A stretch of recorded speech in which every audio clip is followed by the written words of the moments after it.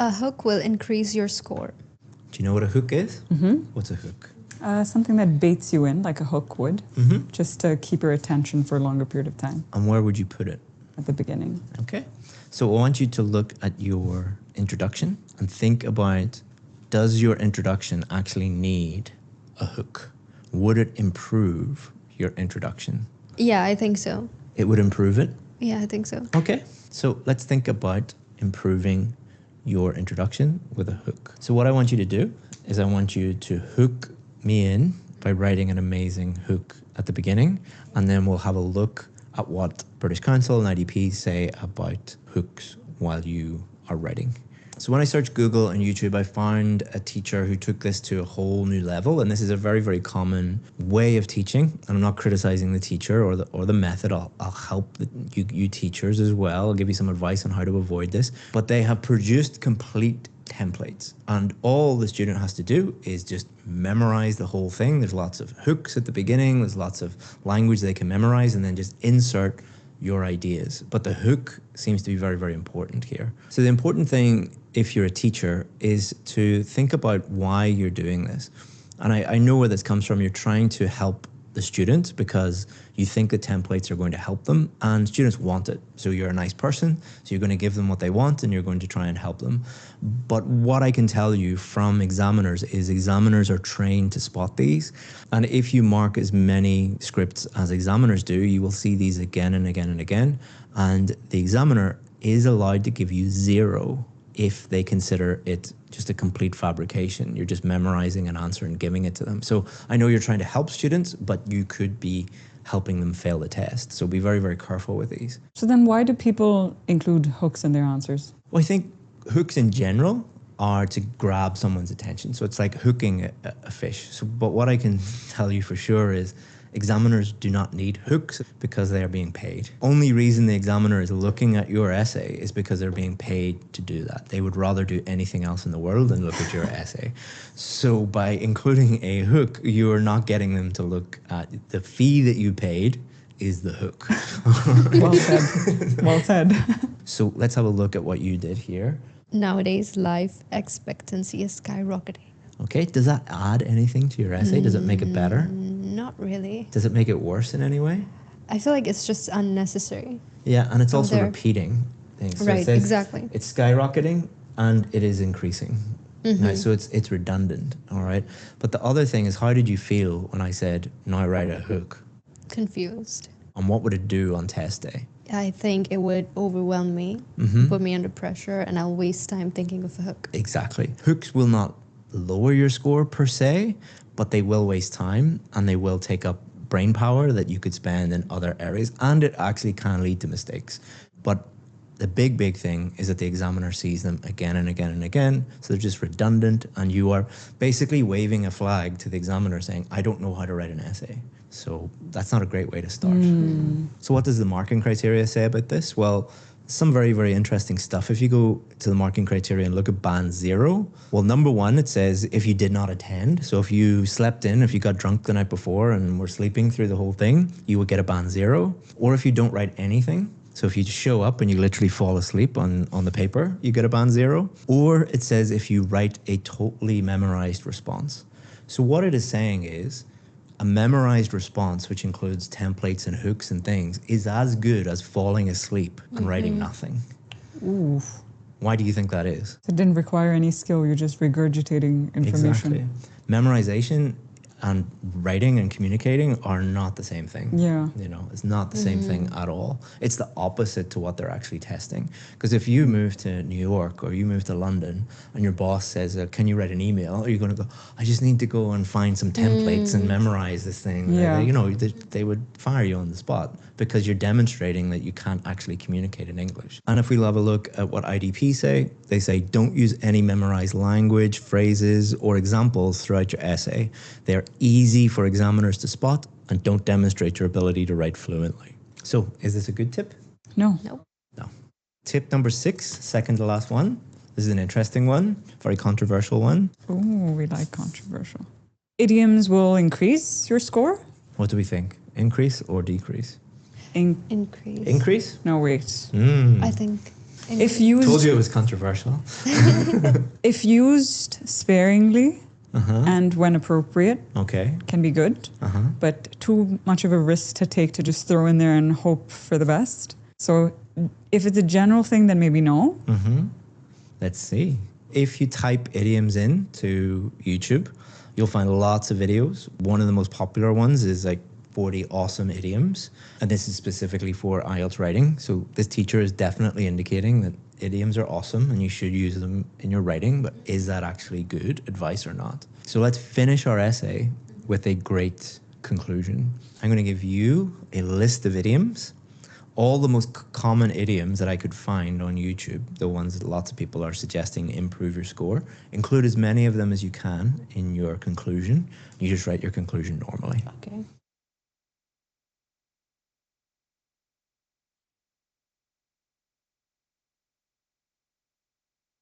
So you've both finished your conclusions? Yeah. Let's see what the marking criteria says about idioms. Well, the marking criteria actually says nothing about idioms. It's silent on idioms. But the speaking criteria talks a little bit about them. And that's where the clue is. But the speaking criteria doesn't talk about idioms. It talks about idiomatic language. And this is where the confusion comes from. They interpret that as idiomatic language, band 8, means use lots of idioms and you'll get a high score. The problem is that is just for speaking, and idiomatic language doesn't mean use lots of idioms. And if we look at the IDP website, when it talks about their guide to IELTS writing, it is 100% clear. It states don't use idioms. So again, this is not me attacking teachers, it's me trying to help the teachers. If you see something that on the surface looks like, oh, this is going to help students, actually dig a little bit deeper and look at the meaning of words that you might be a little bit unsure of. And if you look at idiomatic language, for example, you will find that it doesn't just mean idioms, and it is only really applicable to speaking, not to writing. And if we look at your conclusion, are there any problems with your conclusion? Yes. Way too many idioms.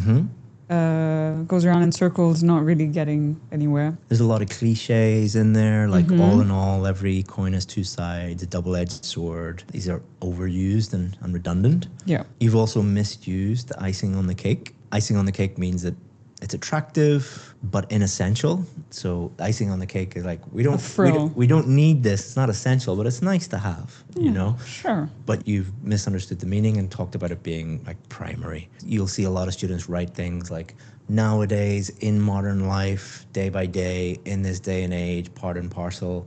Again, we need value per word. It's not actually adding any value. It's just cliche, meaningless filler. And if we compare that with your conclusion, every single word, every single sentence is adding value to the reader. If we think about what a conclusion is, it should help the reader understand your point of view and your opinion just by clearly summarizing that in a conclusion. So instead of having to wade through all of these cliches and idioms and things that don't really mean anything, you've just said like, this is exactly what I think. That makes the reader happy. Happy examiners normally give higher scores than examiners that have a headache. So well done. So all in all, are idioms a good idea in writing task 2? It's a complete opposite, as a matter of fact. Last but not least, using a little overused cliche there. You must write more than 250 words.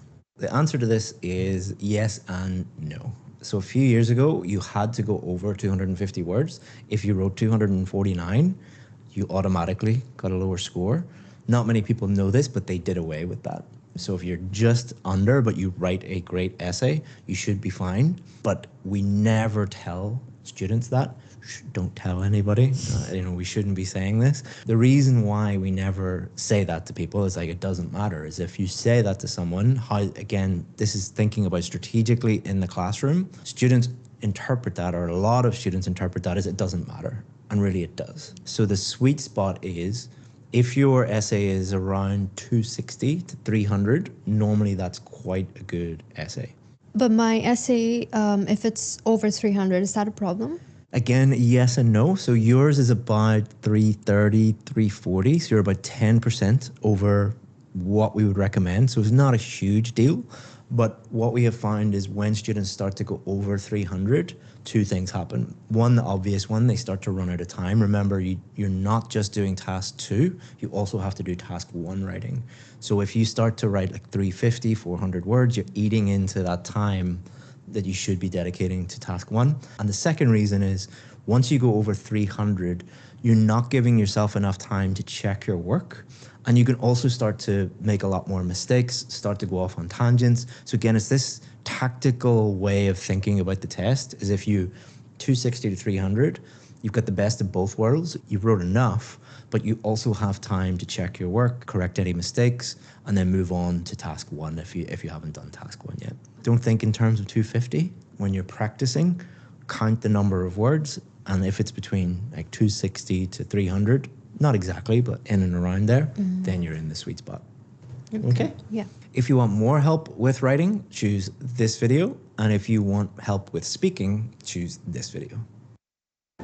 What's the cost of a proposed city takeover of Ann Arbor's electric grid?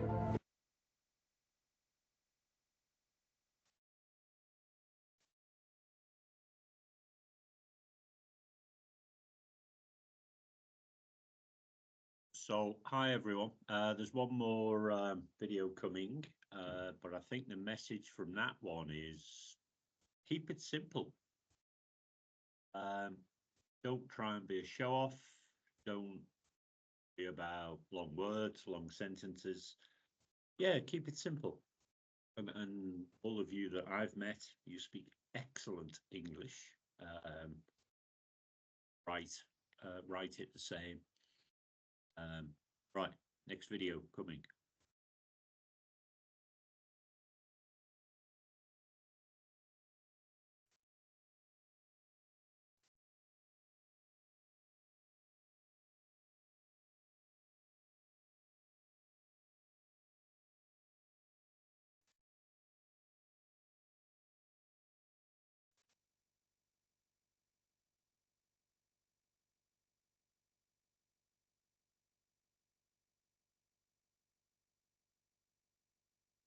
I got an 8 in listening and reading, but 6.5 in writing. This is the exact profile of so many of our course students. I've worked with over 30,000 of them, and I've seen this again and again. Strong students losing marks for reasons that have little to do with their English. And once they fix those mistakes, their score goes up to a 7 or even 7.5.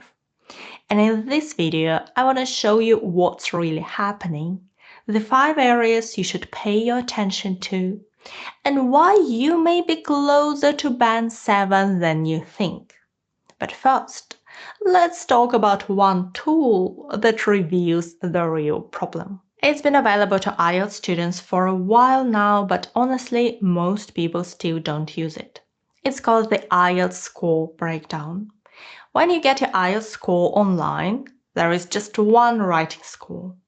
And it can feel quite frustrating because it really doesn't tell you what happened. The breakdown gives you a much clearer picture. It shows how the examiner assessed each of the core criteria across Task 1 and Task 2, so you can finally see where things went well and where they didn't. If you've already taken your IELTS, I'll leave instructions in the video descriptions so you can see how to apply. Over time, these results have become such a valuable source of insight for us. I do work with former IELTS examiners directly, but these breakdowns help us spot patterns almost in real time. So let's look at a few of those patterns next, because they can make a real difference to your writing score. Let's start with something many students don't pay enough attention to. Everyone knows there are 2 tasks. Task 1 is shorter and counts for 1/3 of the score. Task 2 is longer, takes more time, and counts for 2/3. So naturally, most students focus more time on task 2 when they prepare. But have a look at this score breakdown. You see, it was task 1 that reduced the scores below 7. Task 2, the essay, was fine. And ironically, the score breakdown was received by our student who didn't even enroll in Task 1. They only bought the Task 2 course because they were sure the essay was the problem.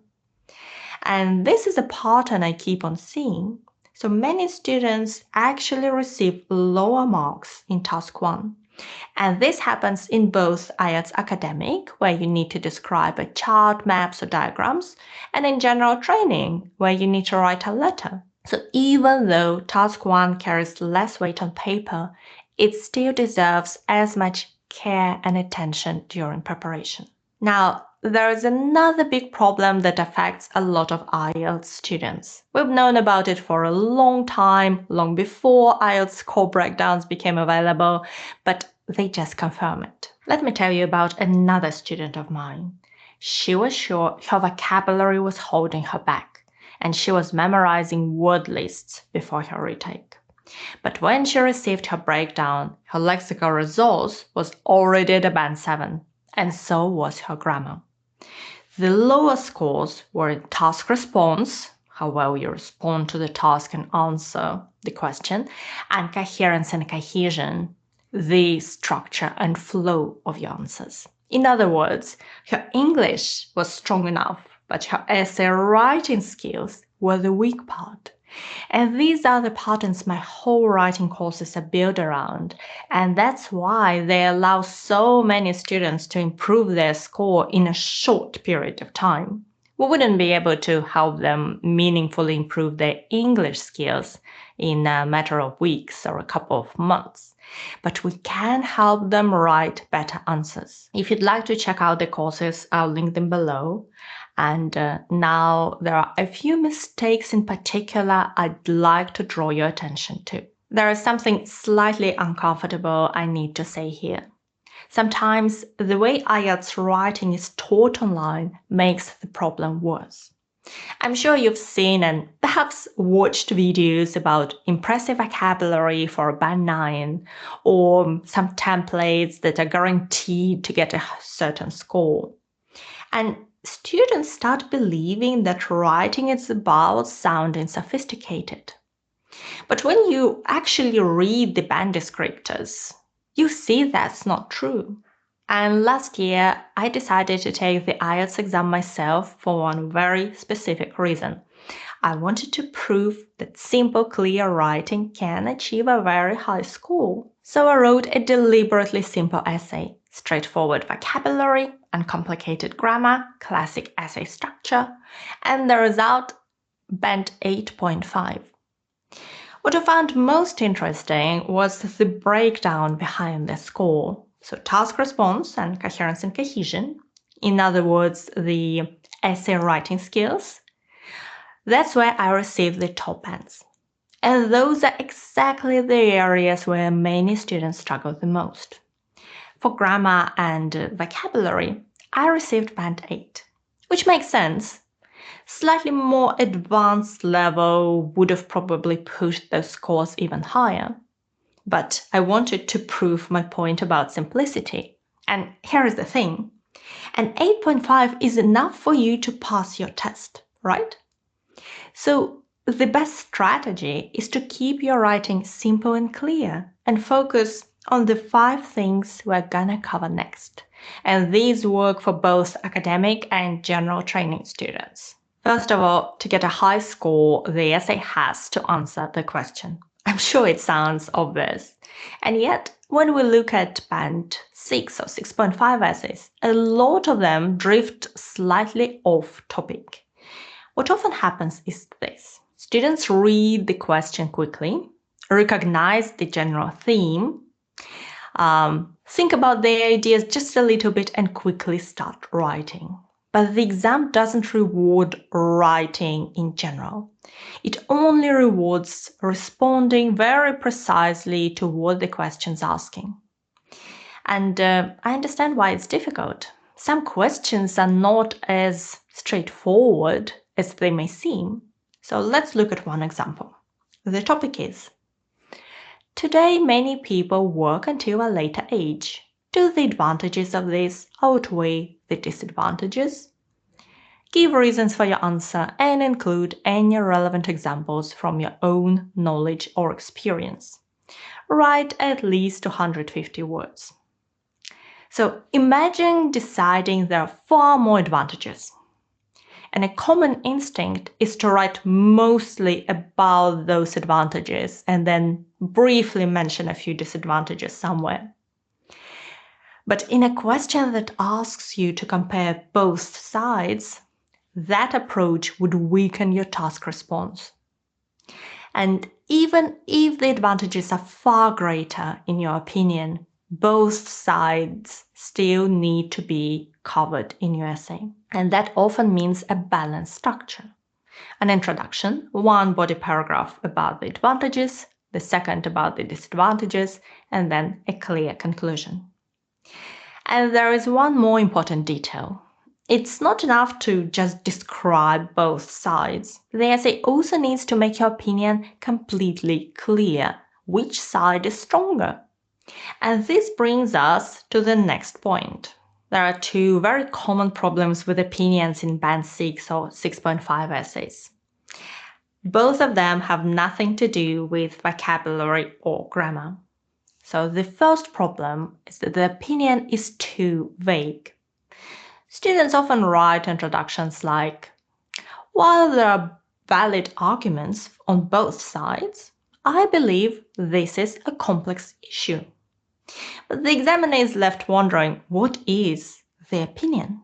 And many writers try to sound balanced because they either don't want to sound too strong, or they think they should explore all the arguments before saying what their opinion is. But this is not a piece of academic research.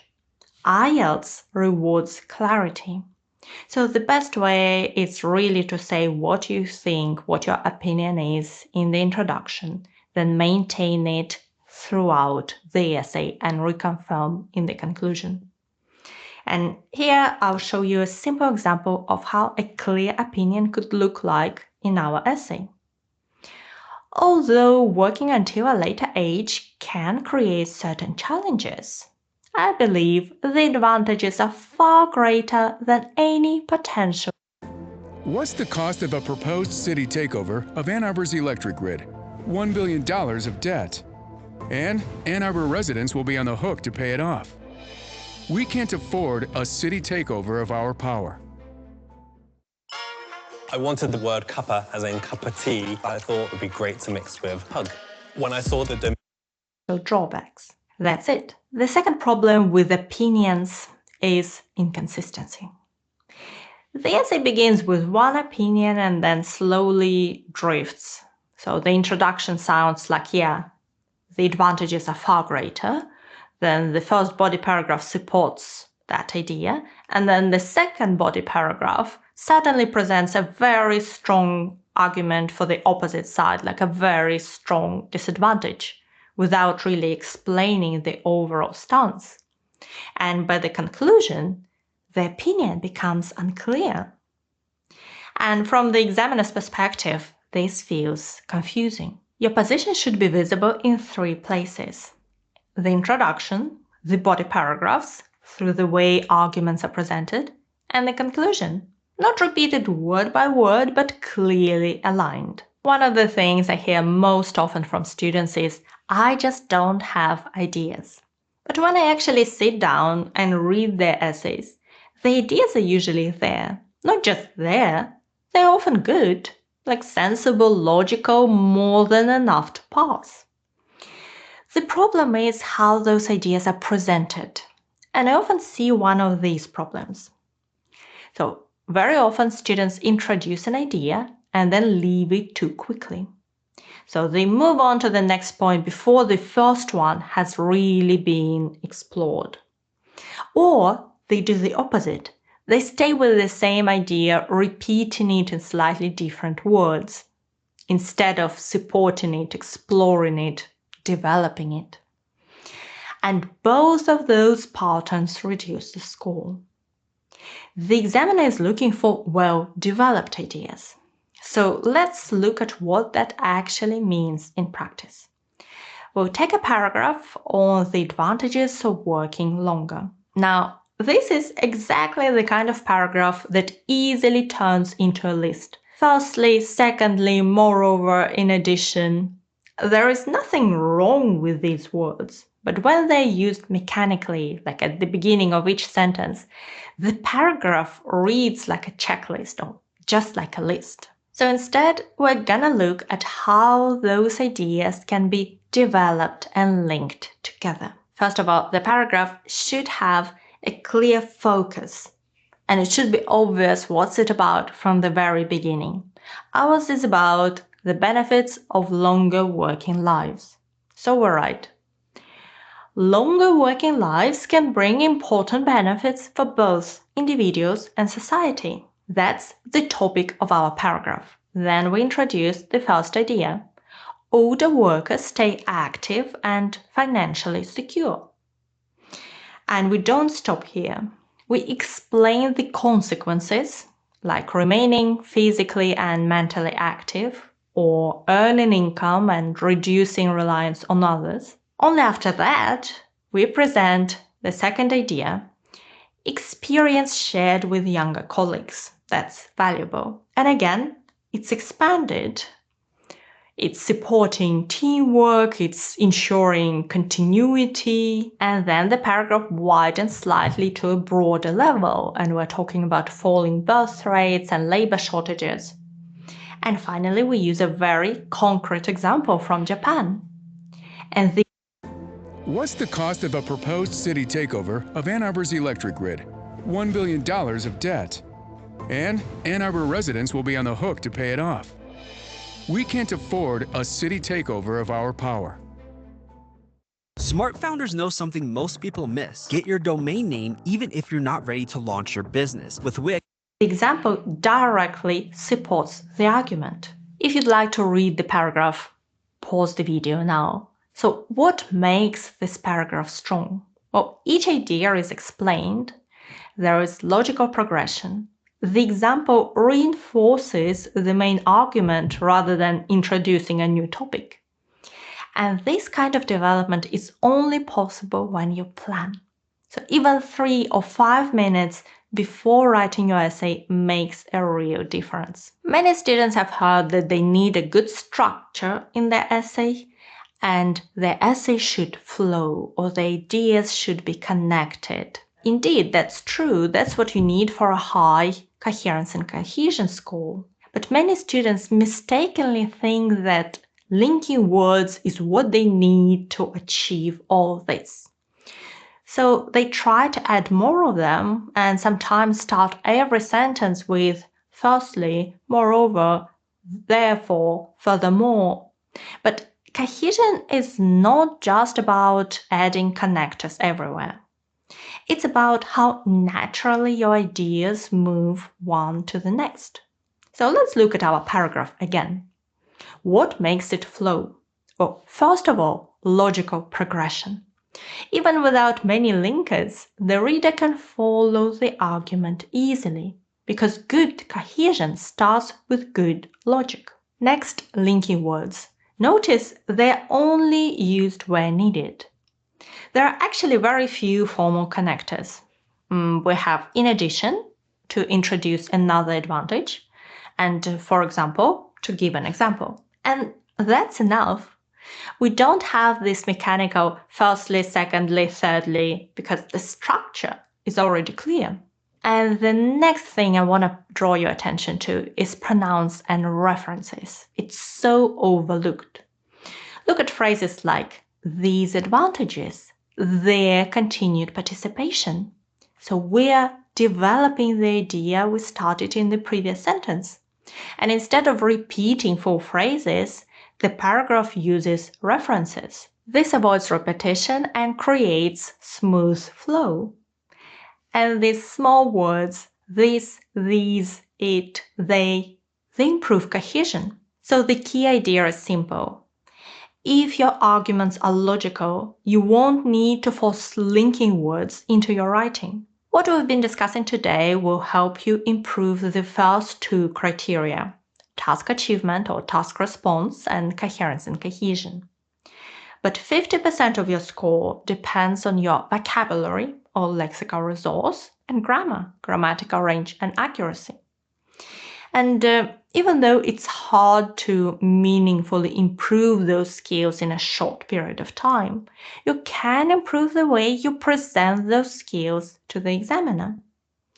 So let's talk about one very common and costly myth about IELTS writing. Some videos spread very quickly online. We've touched on it earlier in the video.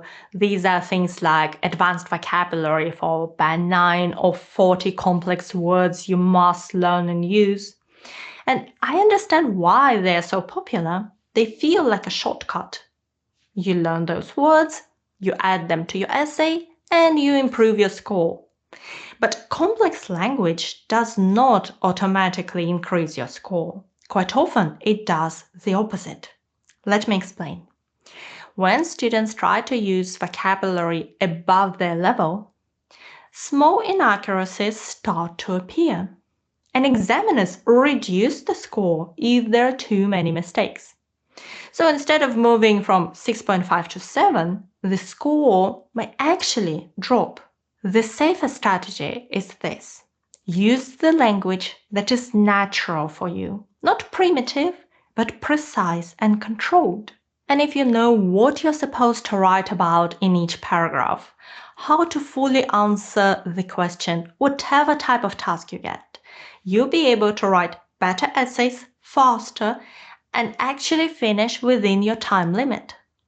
So let me show you how to write a perfect introduction to your essay using my 3-step formula. It's in this video, and this is a course preview video, so if you enjoy the style and find it helpful, I'll be delighted to see you in my courses too. And thank you so much for watching me today. Good luck with your preparation and your exam.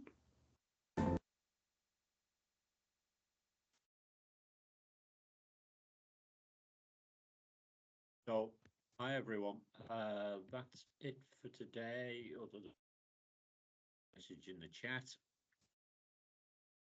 simple and clear and natural. Not met any candidate couldn't pass IELTS B2. We're again here tomorrow. Session on writing. Got any questions? Type them in the chat now. So tomorrow. Thanks for joining. Good luck.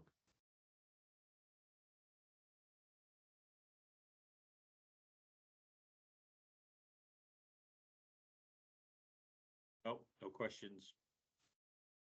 All right. Thanks all.